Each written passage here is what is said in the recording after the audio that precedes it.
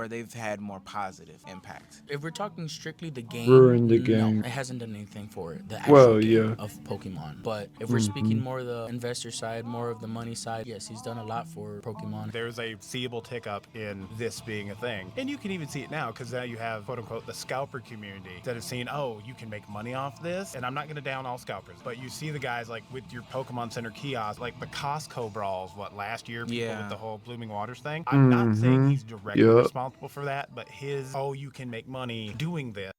No, I think he's very respon he is really directly responsible for that because if it wasn't for him doing stupid shit like that, then that Blumenberg fight thing would have never happened at all. All right. We're gonna be reacting to this video by Omizi called. Let me fix my camera real quick. I called Logan Paul is addicted to scamming his fans. First things first, I really don't like Logan Paul for real, for real. Logan Paul, I never really liked Logan Paul at all. He did a lot of stupid shit that I never really liked about that I really never liked. And for him to do that and people still watch his videos, it's quite it's quite surprising to me. But yeah, we're gonna uh we're gonna watch this video about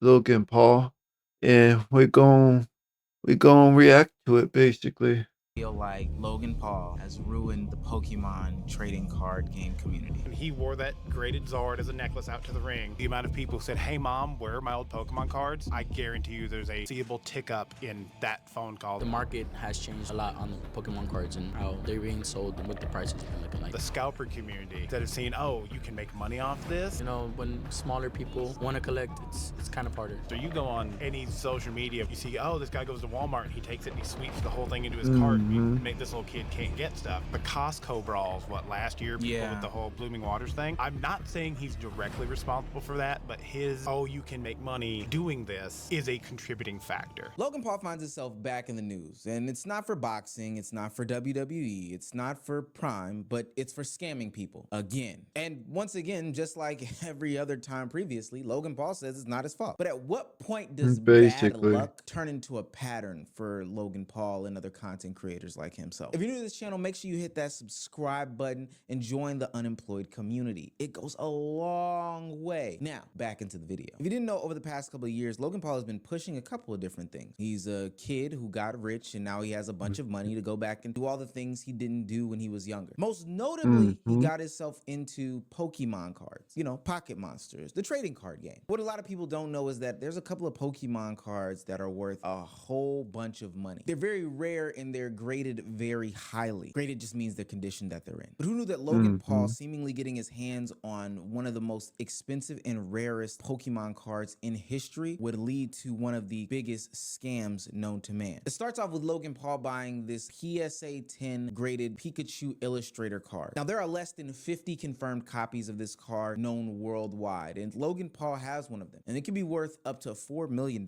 With this card, he would break the Guinness World Record book for most expensive Pokemon card ever purchased, and this would open his eyes to a new horizon as to what is possible in the trading card game business. But this is where it all goes downhill, so I'm gonna need you to strap in with today's sponsor. Whenever I'm just trying to keep my pants up in a stylish way, my choice is easy. It's Anson Belt and Buckle. And that's why I'm proud to mention them as today's featured sponsor. Anson has completely reinvented the way their belts are done. No more of those holes that get de-stressed and loose and sloppy. They've got this micro adjustable track system with 1/4 inch increments that makes belts fit perfectly. The best thing to me about Anson's belts and buckles, it's not those department store reversible belts that you keep flipping in and out, putting deeper holes in it, stabbing through it because your waist changed. No, it's completely customizable. You got different options of buckles, you got different options of belts. So when you're sick of the gold buckle, you can go with the silver buckle and vice versa. But this isn't just about style. This is about comfortability. This is about confidence. This is about being clean. Anson's belts adjust with you throughout the day. Whether you are standing standing up, sitting on a stool, sitting in a low couch. They're gonna change with you as you go. No more buckle pinching right there when you sit down on a deep couch. And even as you eat a little bit more than you expected throughout the day, Anson's got your back. Listen, I've been wearing my Anson belt non-stop, and the only way that I even remember that I have it on is when somebody gives me a compliment about how it looks. And if you're wondering why you should trust them, they're family owned and operated. They've got 40,000 five-star reviews, and they've got a lifetime guarantee with your belt and your buckle. They stand behind every belt and every buckle. And because Anson Belt and Buckle is sponsoring today's video, when you click the link in the description or scan this QR code to build a box set, you'll get 2 bonus pieces, a buckle and a strap, completely free. That's 3 buckles and 3 straps, which can be mixed and matched into 9 unique belt combos all in one box. It's an exclusive deal you won't get anywhere else. So click the link, build your set, and upgrade your belt game today. Now, back into the video. Now, with this crash landing into the trading card game community, Logan Paul decided that he would come up with this bright idea, a marketplace where people could hop in, get fractional shares on a card, you know, make some profit, etc., etc. What's up, y'all? Logan here. As an avid collector and strategic investor myself, I am so stoked to announce the launch of Liquid Marketplace, a platform where collectors can buy and sell fractions of rare collectibles via tokens on the blockchain. As a co-founder of Liquid Marketplace, I believe we're set to level the playing field by allowing anyone to own a piece of the world's rarest collectibles and build their portfolios instantly. Here's how it works. Liquid Marketplace will curate a collection of highly sought-after items available in our ecosystem where users can buy in to be a partial owner. We'll keep the collectibles safe in our Liquid Marketplace vault, and when you're ready, you can buy, sell, and trade your portion of ownership with other members. To start, we're launching with some amazing items. First up, and my personal favorite, a PSA 8 Pikachu Illustrator. This is by far one of the rarest Pokemon cards in the world. And one of my personal first edition Pokemon boxes. Don't worry, this one is real. I think. I'm just kidding. Yes, it's real. Now let's talk about sports. LeBron, Kobe, and Michael Jordan. LeBron Exquisite RPA, his most sought-after rookie card, valued at over $2 million. And a 2009 Upper Deck Exquisite Michael Jordan auto patch. This is a one-of-one, 7-figure card. Most collectors have never even seen this card, let alone have access to it. But on Liquid Marketplace, we got that shit. A one-of-two Kobe auto logo, man. Look, this thing is awesome. What are you doing? Go. The thing about this is he got so much money that he could just buy these expensive cars outright. And for him to make a software like this, I mean, this is basically going to be fucked up because I think he's using this to make more money for real. And I bet most of these cars are gonna be fake anyway. Sign up, dude. Sign up today, build your dream collection, and own a piece of the rarest collectibles in the world on Liquid Marketplace. Now I know what you're thinking, and this isn't the first time something like this has happened. Logan Paul set up a platform in which you can buy a fraction of a whole asset. Investment opportunities like this popped up probably around the time of the pandemic where people were claiming that it was too expensive to get into investing. So let's have the opportunity for people to get fractions of a share. So you don't get a whole card, you get a corner of the card. If the thing is valued at $1 million, you can come in and buy 1 to 2%. And as it sees an increase in value, you can still benefit without having to dump in $1 million, which most people don't have. Logan Paul made a big promise in announcing this Liquid Marketplace. He would put up his own Pikachu Illustrator card, 51% of it to the entire marketplace for anybody to buy. And he himself would keep 49% of it. This is the coolest thing ever, but it's even cooler that you at home, can own this card with me. So this was a very hard decision to make, but yes, I will be listing this card on a platform that I co-founded called Liquid Marketplace. It allows co-ownership of top-tier assets. So instead of one person, me owning this card, we as a collective can co-own it together. I'll also be listing it for $5 million instead of the $5.3 million I bought it for. So basically, I'll be giving you guys $300,000 discounts because everyone likes discounts. And I should say this, I'll be retaining 49% ownership of the card. So I won't actually have access to it. It'll be in our vault. But if I want to wear it at the fights or a Pokemon box break, or maybe even put it in a museum one day, the community can decide if we want to do that. Now, on paper, this sounds very generous generous, but in reality, this is Mhm. where things seemingly fall apart. The first issue is with Yep. that 51% ownership. This means that the community, the majority of people who own this card, should be able to make the decisions about what happens with this card. But what we find out is Mhm. that Logan Paul acts as if he outright owns the card. And this is why I'm not about that whole, split owning of an individual asset situation anyway, because at the end of the day, you don't truly own it until you own it. And this is where it really Yep. gets nasty. Logan Paul's introduction into the community, which we'll find out later on in the video when I sit down and do my investigative journalism, makes an incredible impact. An influx of dollars and cents goes into the trading card community at a worldwide level. But with such an influx, it caused suspicion. And this caused the OSC, the Ontario Securities Commission, to do an investigation of Liquid Marketplace. Now, in doing their due diligence, they found that only 3 people were being held responsible / listed as owners of this marketplace: Ryan, Amin, and Dennis. All listed as C-suite collaborators, owners, but ultimately one name was missing, and that was Logan Paul. Now, what OSC alleges Mhm. is where the scam portion of this comes in. OSC says that Liquid Marketplace raised $2.7 million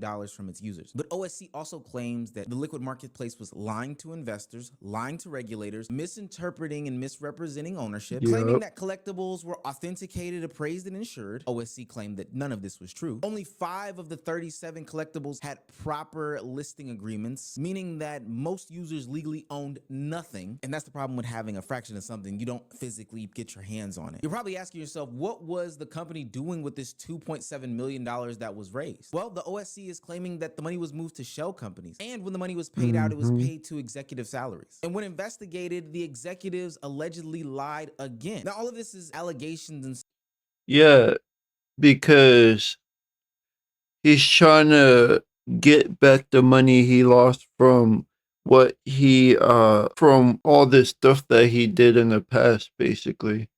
speculations, of course, and it would be nice to hear from Logan Paul in a time like this. He's been very vocal about different schemes and scams that he's been a part of allegedly in the Mhm. past. You know, that whole Crypto Zoo situation where he fleeced investors, and CoffeeZilla did a whole breakdown on it, and he allegedly got from under that and then attacked CoffeeZilla, and there was a whole back and forth, blase, blase, blah. And there was mad articles about it. He had to sit down in front of news anchors. Ultimately, we know that he has the ability to speak. So what should he say about this situation?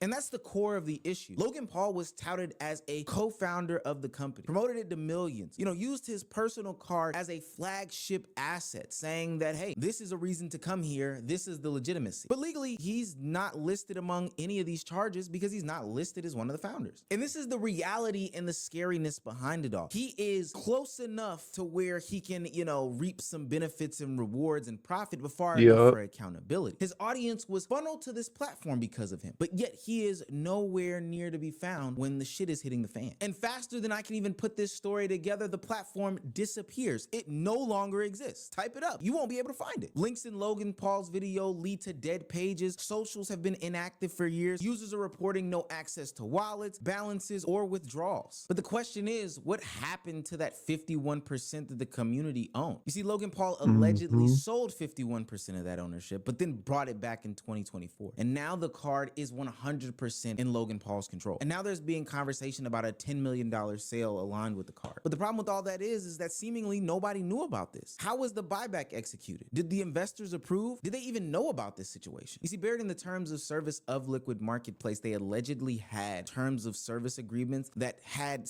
clauses talking about internal buyouts from the company. This means that there will be little to no investor consent and assets could be moved internally without anybody knowing. This means ownership was more of a symbolic situation, not anything real. Yep. All right, then we get into the buyouts, the sketchy stuff that I've covered from the very get-go. We take a look at the shady terms of the platform, and then we may allow users to purchase all of the tokens associated with a certain collectible without the other token holders associated with that collectible executing a sale. Yikes. So the scammers on the platform. So did Logan get permission from the scammers? He's not a scammer, but the scammers on the platform gave him permission to buy out the item. Yikes. Does that make him a scammer too? And then down below at the bottom it says you understand and agree that where enabled on the platform in our sole discretion, buyouts may allow your tokens to be purchased from you by another user at the price determined by the buyout premium, and that such buyouts may occur without you executing a sale. God damn. From we're going to auction it off. And then I guess they would have to pretend that there was more people, invested into the item itself. These are the reasons that people have issues with Logan Paul. And I think that that stuff is disgusting if true. Now, again, these are all allegations so far, and an investigation has to be done. But ultimately, right now, what it seems as though is that this is another situation in which Logan Paul has used his name, likeness, and identity to get people to believe in something in a major way, and that they invest not just time and effort, but their hard-earned dollars into something that they believe in. This is classic insider trading and market manipulation. And all people can get in response is a tweet from Logan Paul. Logan says in the tweet, "Attention Liquid Marketplace users. As you may know, the PSA 10 Pikachu Illustrator was previously listed on the Liquid Marketplace, where users could purchase tokens that, according to the company, represented fractional ownership interest in the card. In May 2024, consistent with the platform's terms, I repurchased the card. I paid a substantial buyout amount to the platform, which was intended to be distributed to fractional owners based on their respective percentages. I was informed at the time that the funds had been distributed accordingly. Unfortunately, afterward, the company and some of its principals faced regulatory scrutiny, a process in which I have had no involvement or insight, as it does not relate to me." Really, Obviously. Logan? Really? I recently learned that the platform also experienced operational issues, which affected users' access to accounts and funds held on the platform. As a result, many Liquid Marketplace users have been unable to access their buyout proceeds or wallet balances, with no clear timeline or resolution. For those affected and unable to withdraw your funds, please know that I am actively working with Liquid Marketplace to help ensure these funds can be released in the near future, just as intended when I repurchased the Illustrator in May 2024. Stay tuned for updates. And this is the pattern that exists with Logan, stemming back to the Crypto Zoo thing. Hey, this has nothing to do with me, and I'm working on the company with refunds. But even as of today, as I did research for this video, looking back into his previous scam and scandal, there are people who still haven't received refunds from the Crypto Zoo fiasco. The cycle continues. Promote, platform collapse, distance himself, and vow to help. All while Logan Paul is left with a bunch of money, plausible deniability, and another controversy survives. People are claiming that Logan Paul has ruined the trading card game community after he's come in, inflated a bunch of numbers, built up a bunch of hype, and all seemingly because he found it as another get-rich-quick scheme.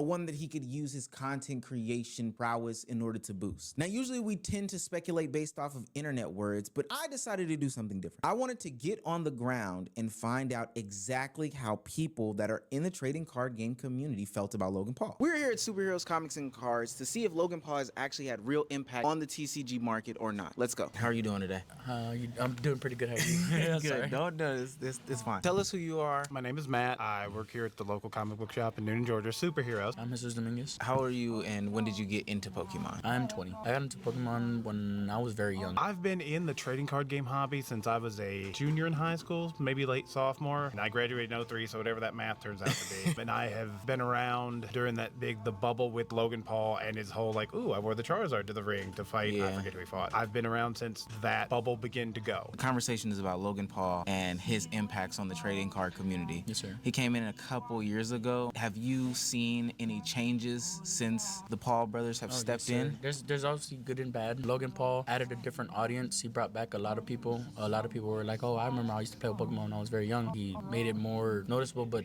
the market has changed a lot on the Pokemon cards and how they're being sold and what the prices have been looking like. Yeah. When he wore that graded Zord as a necklace out to the ring, they brought it up on commentary and they said it was worth X amount of money. I guarantee you the amount of people who said, "Hey mom, where are my old Pokemon cards?" If there's a way to find that metric with the phone company from all those years ago, I guarantee you there's a markable, seeable tick up in that phone call that happening. Because then right after that, what do you mean Pokemon cards are worth money? Because you're talking about base set Charizards for at one point $500 and $600 depending. I guarantee you the amount of those that went through bicycle spokes to do the motorcycle noise, is not zero, but it's kind of started this whole what it is now. Well, you said that y'all were in here buying and selling and stuff like that. I heard you sold some for some big money, so it has to be a positive impact from that it's regard. Definitely positive. Yeah, like I said, it's bigger on the market side for money. Yes, it's better, but when smaller people want to collect, it's kind of harder. I'm 29. I remember collecting for a minute, it being a thing, and then kind of us moving into Yu-Gi-Oh! And then letting it go ultimately. But like you're saying, it was in the bicycle spokes. It was, hey, the table is a little bit loose. Let's put some under the table. Do you feel like his love and admiration is genuine, or do you think it's because there's money in the space? Because granted, he didn't start off doing this. Well, he got his money off Vine and all that stuff, and it was the thing. So the thing of it is, for Pokemon, when you get to be your age, especially my age, because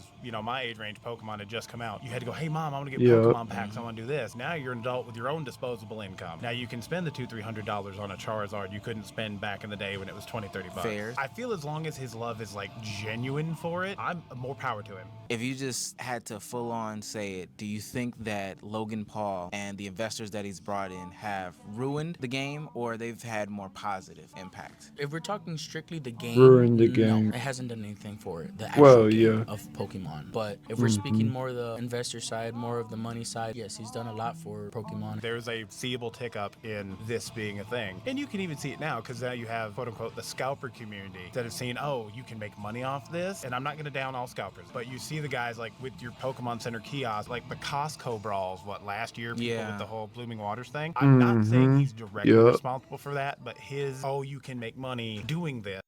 No, I think he's very he is really directly responsible for that, because if it wasn't for him doing stupid shit like that, then that Blumenberg fight thing would have never happened at all. I'm sorry, but that's the truth. Just like with the scalpers on eBay. Yeah, there have been a lot of scalpers on eBay, but it hasn't became this bad though.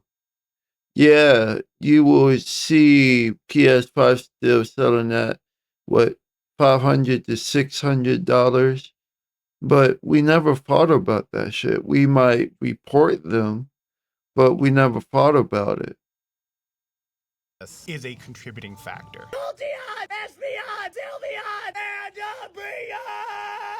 His influence has brought in some bad actors, guys who are just in it for the money. But that's any hobby. Baseball card collectors, rippers, stuff like that. Do you think the impact is more of a positive or a negative? If I had to put a percentage on it, I'd say it's 50-50. Okay. Because when people get into the Pokemon, because I see kids getting into, oh, I want to learn to do Pokemon. Do you want to collect or do you want to play? And there are some people that do both. There is a definite difference in the communities, because you see stuff like Collecticon and stuff.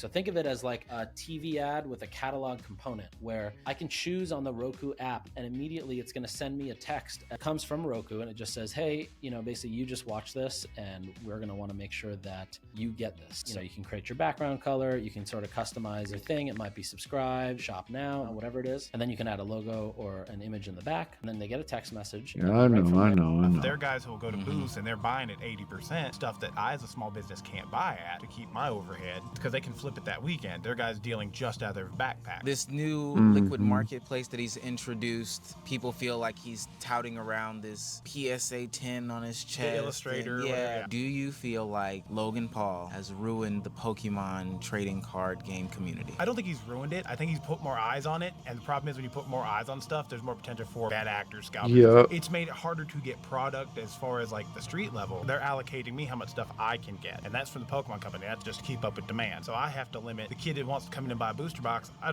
can't always sell him a booster box. Oh, wow. I think that's part of his influence, but it's made it where instead of selling 20 booster boxes, I have the potential to sell 30 if I have them. So it keeps that company and the community going. It's kind of, in my opinion, not my stores, just me. It's the personal responsibility for me of the guy selling it. Hey, try to make sure everybody can eat. Like I said, it's definitely just at a different market to them. Everybody's putting a dollar amount on the cards and instead of strictly, oh, I want this card because I like this card. The reason I do limits is like, okay, I get 5 guys coming at one time. You can each get 2 packs, or one of you can get 5 packs. Like, because the next kid who's like 10 who wants to get into Pokemon and he can't get packs, that's going to make him maybe not want to do Pokemon. Yeah. I think he's brought that in, but like I said before, that's collectibles do that. But if as long as he's doing it for the right reason, he just has money that not a lot of us have. It's interesting because I'm assuming your brother's older than you. You've got you, and then you got your nephew. Y'all are all 3 different ages, but it's good to see that y'all are like bonding. Yeah. So it's good to see in 2026 that it's still around. Yeah. Yeah, it's still around. I appreciate it. Yeah, that was great. I don't know about you, but no one's ever given me like $1 million to take a punch to the face. No. I know they have for him. And if they did, I'll take the punch to the face. As you see Basically. this, we're Superheroes Card Comics game. We're located in Noonan, Georgia, south side of Atlanta. Come on in, come see us. I've got a TCG store, superheroes.tcgplayerpro.com. Yeah, I got my Pokemon locals on Wednesday nights. Now, I'm glad to be able to actually get on the ground and do some real investigative and impartial journalism. While I was in Superheroes, the local comic book store, I did see some people actively using different marketplaces, traditional marketplaces like eBay, to shop their Pokemon cards. The difference is those marketplaces were backed and reputable, and you had to own 100% of the asset in order to shop your product. There was no big brother behind the closed door and behind the curtain that could buy up your product, unless it was like an eBay employee or something like that. But even then, it's about maintaining the whole asset and being transparent. And even those guys in the store, they bought and sold those goods in full. That's their actual business model, as opposed to Logan Paul, who seemingly props up platforms every week or two and then ultimately writes it off as one big mistake. It's not a mistake, Logan. That's your business model. At the end of the day, to me, Logan Paul isn't unlucky. He isn't misunderstood. He isn't just running into bad business partners.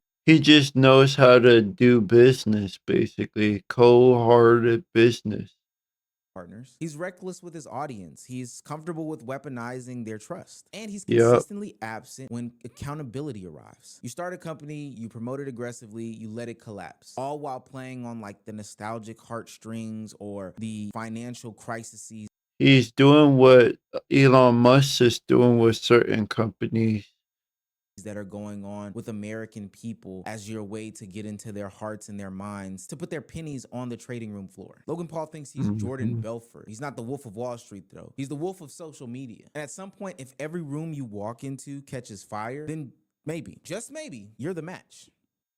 Taxes is feeling unwelcome.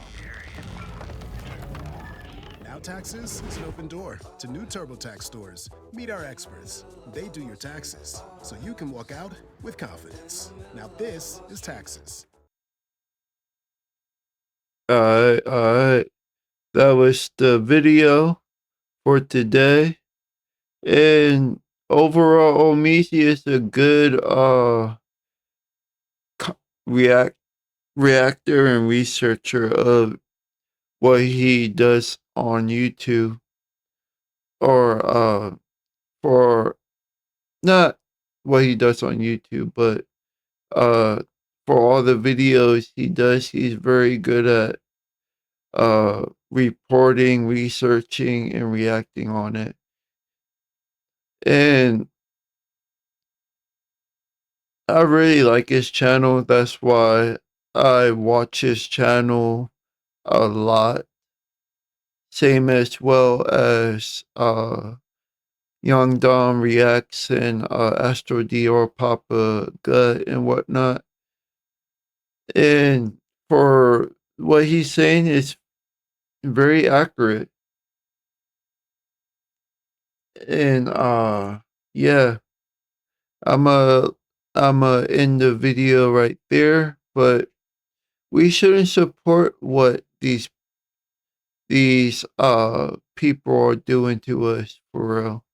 Like Elon Musk, Logan Paul, Andrew Tate, all these bad actors, grifters, just business people that want to use our money just to capitalize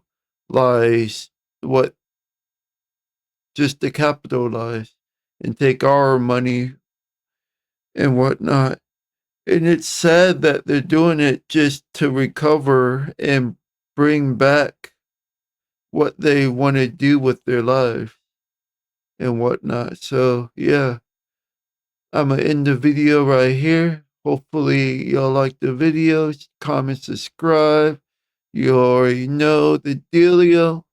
And all my links are down on the bottom. You already know. Go to all those, well, not links, but all my channels are down on the bottom. Go to them and subscribe, follow, like any of the videos, watch them, and comment to them, basically. But yeah, I'll see y'all later.